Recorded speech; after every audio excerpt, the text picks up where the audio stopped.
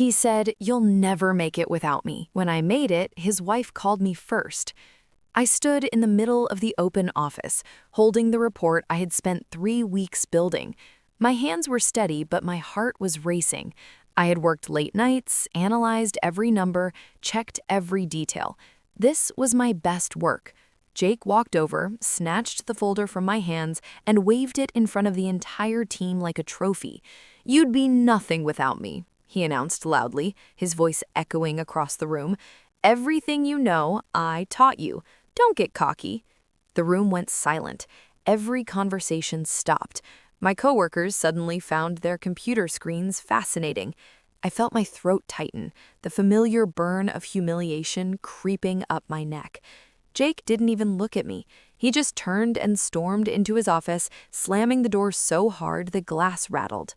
I stood there, frozen, the weight of 30 stares pressing down on me. I whispered to myself, barely audible, "I need to get out." My phone buzzed in my pocket, a text from HR. "Can we talk?" My stomach dropped. "I need to take you back. A year earlier, things were different. Jake wasn't the enemy then. He was the mentor everyone told me I was lucky to have. On my first day, he greeted me with a warm smile and a firm handshake. "You're going to do great things here," he said. "I can tell." He helped me settle in, introduced me to the team, and genuinely seemed to believe in my potential. He praised my ideas in meetings and told me I was special, that I had something others didn't. I felt seen. For the first time in my career, I felt like I mattered. But slowly, almost invisibly, things began to shift. Small comments started creeping into conversations. "Don't aim too high yet," he'd say with a smile. "You're not ready like you think." I brushed it off. He was just being realistic, right? Then one afternoon, I was walking past the conference room when I heard his voice on a call. I paused. He was presenting my quarterly analysis report, the one I had given him that morning, but he never mentioned my name once. A few months in, I applied for a promotion. I had the qualifications. HR had even hinted I was a strong candidate. But when I mentioned it to Jake, his face changed. He called me into his office and closed the door. "Emily," he said, sitting back in his chair, "I don't think this promotion is the right fit for you." I blinked. But HR said, "HR doesn't know you like I do. Trust me, it'll happen someday, just not yet." I left his office feeling confused, guilty even. Was I being ungrateful? Was I moving too fast? That afternoon, a coworker named Amy pulled me aside in the break room. She glanced around nervously before whispering, "He did the same thing to Sarah. She was brilliant, applied for a senior role. Jake told her she wasn't ready. 2 months later, she left the company." I stared at her.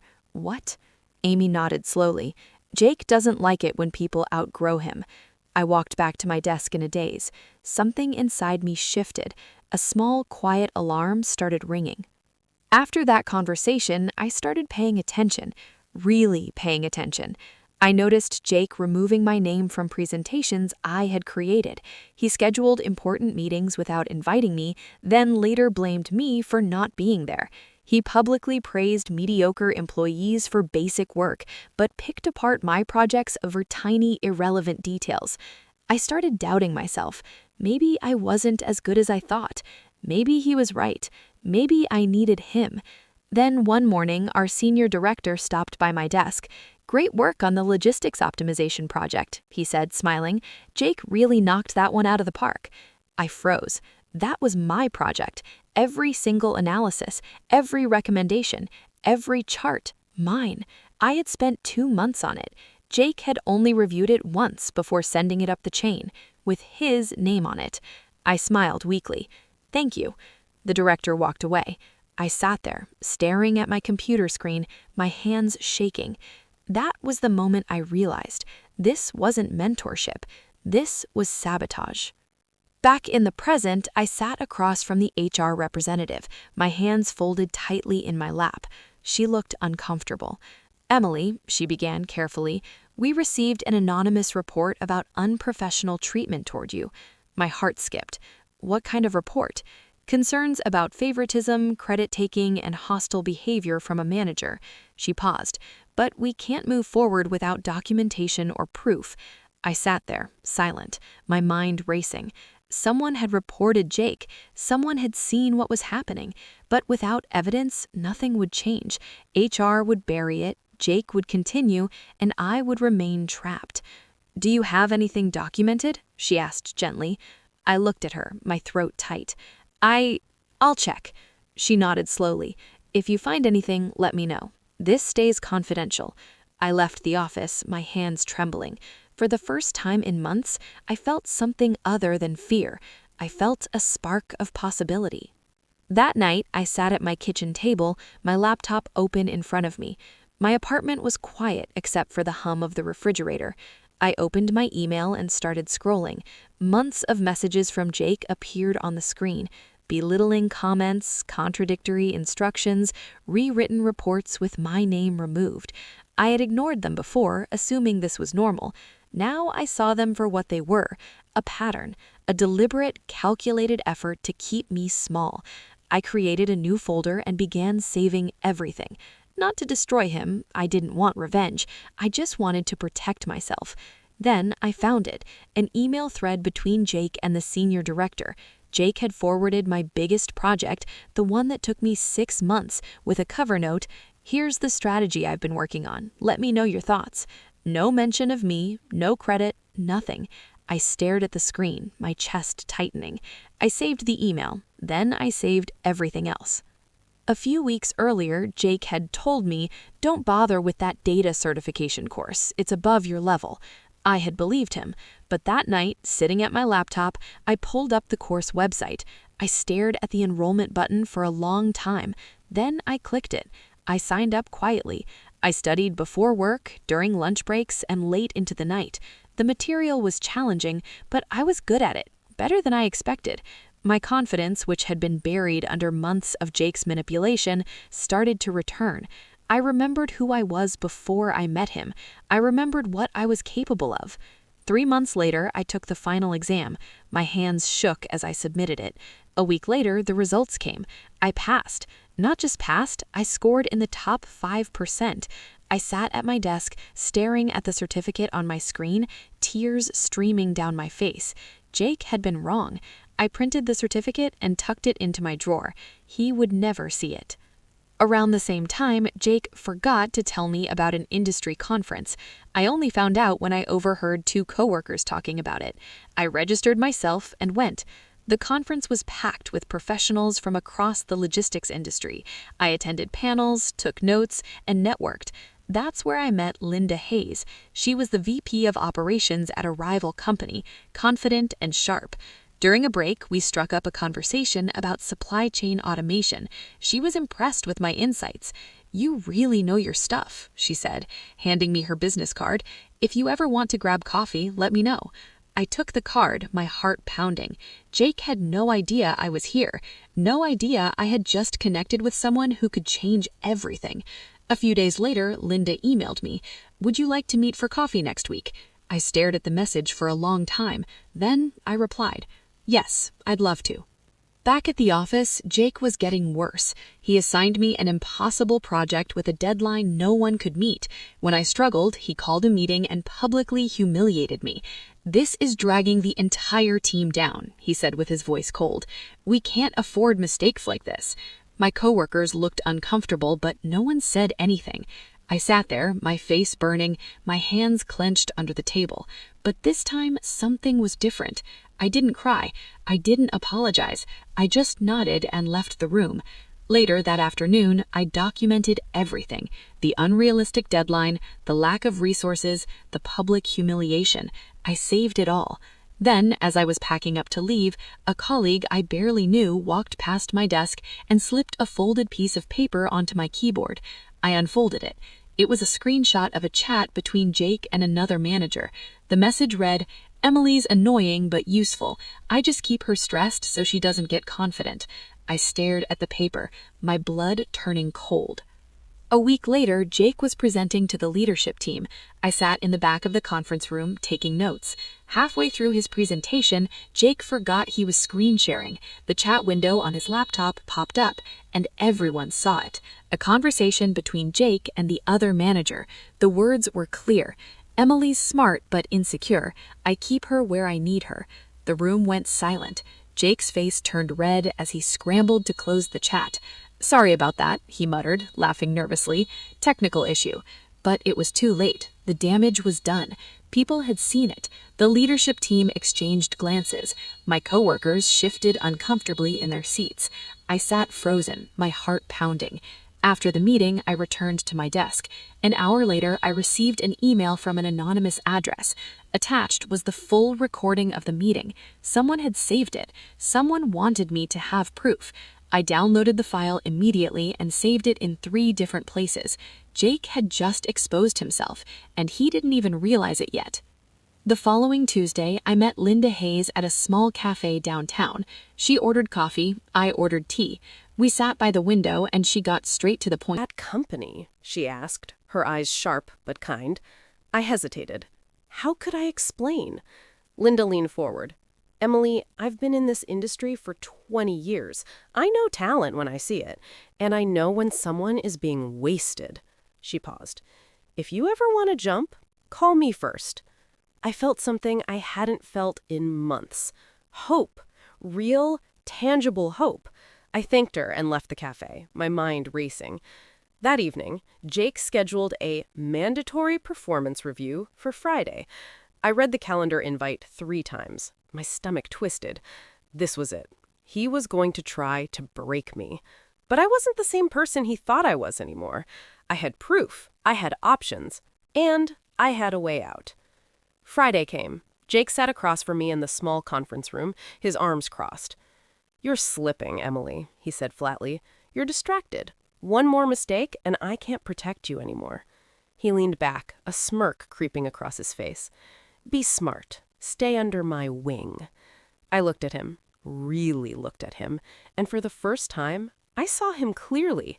He wasn't a mentor. He wasn't a leader. He was a jealous, insecure man who was terrified I would surpass him. "I understand," I said calmly. He seemed pleased with himself. "Good. I knew you'd see reason." I left the room, my heart pounding, my mind sharp and clear. That night, I opened my laptop and began preparing my exit. I updated my resume, I collected references, I reworked my portfolio. I applied to 3 companies. One of them was Linda's. And for the first time in a year, I felt like I was in control of my own life again. Over the next 2 weeks, I worked quietly. I polished every detail of my applications. I practiced interview answers. I prepared like my life depended on it. Because it did. Jake noticed something was different. I was calmer, more confident. I didn't react to his jabs anymore. And that unnerved him. One afternoon, he stopped by my desk. "You seem different," he said, studying my face. "Everything okay?" "Just tired," I lied smoothly. He didn't look convinced, but he walked away. That Thursday, I received an email. The subject line read, "Interview request." My heart leaped. Linda's company wanted to meet me. I responded immediately, confirming the time. As I closed my laptop that night, I allowed myself a small smile. The door was opening, and I was ready to walk through it. Jake was panicking. I could see it. He suddenly became nice again, offering to help with projects, praising my work in front of the team. It was jarring. One morning, he called me into his office. "Emily, are you thinking of leaving?" he asked, his tone careful. I looked him in the eye. "No, just tired, like I said." He nodded slowly, but I could see the doubt in his face. He didn't believe me. That afternoon, I noticed him hovering near my desk more than usual. A coworker later told me Jake had asked IT to check my computer login history. He was looking for proof I was job hunting. But I had been careful. I had used my personal laptop, my personal email, my personal phone. He had nothing. Still, I felt the pressure building. I needed to move fast. The interview was in 2 days. I just had to hold on a little longer. The interview was everything I hoped it would be. Linda's team was professional, warm, and genuinely interested in my ideas. They asked thoughtful questions, they listened, they valued my input. For the first time in over a year, I felt like I belonged. That evening, as I was making dinner, my phone rang. It was Linda. "Emily, we want you," she said, her voice bright. "Name your salary." I nearly dropped the phone. We talked for 20 minutes. I negotiated confidently, knowing my worth. She agreed to everything. "Send me the offer letter," I said, my voice steady. "I'll sign it tonight." We hung up. I stood in my kitchen, staring at the wall, my heart pounding with joy and relief. Then my phone buzzed again. A text from Jake. "We need to talk tomorrow, 9 a.m., my office." I stared at the message. He knew something, but it didn't matter anymore. I was already gone. The next morning, Jake was waiting for me. His face was tight with anger. "You've been job hunting," he said flatly. It wasn't a question. I kept my face neutral. "I don't know what you're talking about." "Don't lie to me." I stood up slowly, gathering my things. "I'm not lying, but even if I were, it wouldn't be your business." His face turned red. "You won't make it without me. You'll embarrass yourself. They'll see right through you." I looked at him one last time. "We'll see." I walked out of his office, my head high, my hands steady. An hour later, I submitted my resignation letter to HR. 2 weeks' notice. Professional, clean, final. I didn't look back. Jake's reaction was immediate and explosive. He stormed around the office, slamming drawers, snapping at anyone who crossed his path. He told anyone who would listen that I had abandoned the team and that my departure would barely affect anything. But within 48 hours, everything started falling apart.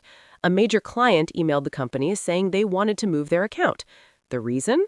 They had worked exclusively with me and no longer trusted the company without my involvement. Another client followed, then another. Jake tried to contain the damage, but he didn't know the relationships I had built. He didn't know the details I had managed. He had taken credit for my work without ever understanding it. Reports started coming in late. Errors multiplied. 2 analysts quit, both saying the same thing. Emily was the one holding this place together. People began whispering, "This is falling apart because of him." Jake tried to blame HR. He tried to blame IT. He tried to blame everyone. But the truth was undeniable. Within a week, the office was in chaos. Deadlines were missed, clients were furious. The senior director called an emergency meeting. Jake tried to spin the situation, but his excuses were weak. Everyone knew the truth. Emily had been the backbone, and Jake had driven her away. Then, quietly, HR reopened the anonymous complaint investigation. With the mounting evidence of Jake's mismanagement and the leaked chat messages, they finally had enough to act. I didn't know any of this yet. I was focused on my new job, which started the following Monday. I walked into Linda's office that first day, and I felt something I hadn't felt in a year. Peace. My ideas were celebrated. My voice was heard. I was paid more than Jake had ever made. My confidence bloomed. I avoided thinking about my old company. I wanted to move forward, not look back. But then, 3 weeks into my new role, I received a message from Amy, my former coworker. "You need to see this," it read. Attached was a photo. Jake being escorted out of the office by security. I stared at the photo, my hands trembling. Jake was walked out, a box of his belongings in his arms, his face red and furious. Amy's message continued. "He's been suspended pending investigation. HR finally acted. People are saying he's done." I sat back in my chair, processing the image. I didn't feel triumph. I didn't feel vindication. I just felt relief. Closure. Jake had destroyed himself. I hadn't needed to do anything. A week later, a small article appeared in an industry newsletter. It mentioned my new company winning the contract with the major client Jake had lost. My name was listed as the lead. I saved the article, not out of pride, just as a reminder. I had made it, without him. Over the next month, I heard through the grapevine that Jake was struggling. He had applied to several companies, but word had spread quickly in the industry. People knew he had relied on me. They knew about the investigation. They knew his reputation was built on stolen work. He was desperate. One evening, as I was finishing up work, I received a LinkedIn message. It was from Jake. Can we talk? I stared at the message for a long time. Then I closed it. I didn't respond. I didn't block him. I just moved on. But that night, my phone rang. An unknown number. I ignored it. It rang again and again, 5 times in a row. Finally, frustrated, I answered. Hello? A soft, trembling voice said. Hi, this is Laura, Jake's wife. I froze. My entire body stilled. Laura? I repeated. Yes, she said quietly. I think he's lying to me about everything, and you're the only person he can't manipulate. I need to know the truth. I sat down slowly, my heart pounding. What do you want to know? Can we meet? In person? I hesitated. This was not something I had ever expected, but I heard the desperation in her voice, the same desperation I had felt a year ago. Okay, I said. Where? We met at a quiet cafe on the outskirts of town. Laura was younger than I expected, with tired eyes and hands that wouldn't stop shaking. She ordered nothing. I ordered tea. Thank you for coming, she said, her voice barely above a whisper. I don't know who else to ask. I nodded. What did Jake tell you about me? Laura's face crumpled. He told me you were incompetent, unstable. He said you were obsessed with him and that he had to let you go for the sake of the team. My stomach turned. That's not true. I know, she whispered. I've been finding things, emails, messages, things that don't add up. I reached into my bag and... I'm so sorry, she said. I believed him. I defended him. It's not your fault, I said gently. He's good at lying. She looked up at me, her eyes red. What do I do?